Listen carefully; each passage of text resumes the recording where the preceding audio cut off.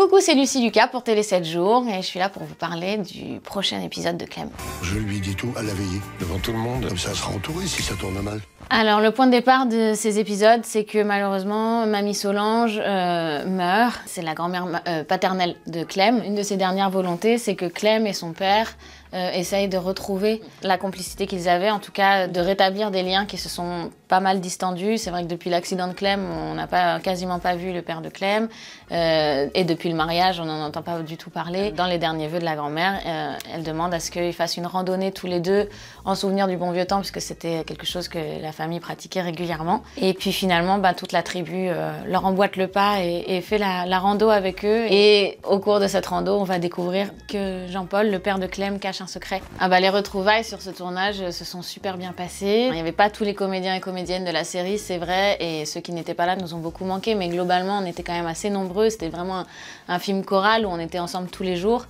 Et donc de ça, on s'est vraiment réjouis. Et puis en plus, ça s'est passé à domicile pour moi, puisque en Bretagne, à côté de chez moi. Et donc du coup, c'était génial de pouvoir aussi partager cette vie que je vis avec ma famille depuis 6 ans, loin de Paris et en pleine nature.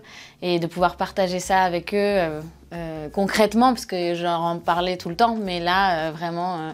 ils étaient avec moi dans le sol, quoi, sur la terre, donc c'était trop cool. Je leur ai fait visiter, oui, déjà notre tiers-lieu écologique et expérimental dans lequel on vit avec mon mari et nos enfants. À la ville Lambert, donc l'endroit où on habite, on a une ferme en maraîchage bio. Et donc on essaye vraiment de produire des légumes, sans aucun entrant chimique, mais qui soient pas chers et délicieux. Et on vend principalement à la ferme et dans les magasins bio. Et aussi, le lieu dans lequel on habite, c'est tout un tiers-lieu dans lequel on essaye de proposer des événements aussi pour se rapprocher de la nature. Oui, il y a beaucoup de monde qui fait le parallèle entre la vie de Clem et la mienne.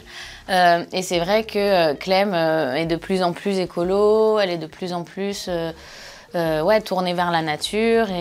Mais en fait, elle a commencé avant moi. Elle a commencé à faire du maraîchage bio en saison 6, je crois. Donc il y a déjà presque 10 ans. donc elle était même en avance sur moi. Et après, je pense aussi que c'est... bien sûr, on se ressemble. Ça fait 15 ans que je joue ce personnage, qui est un personnage qui est censé vraiment...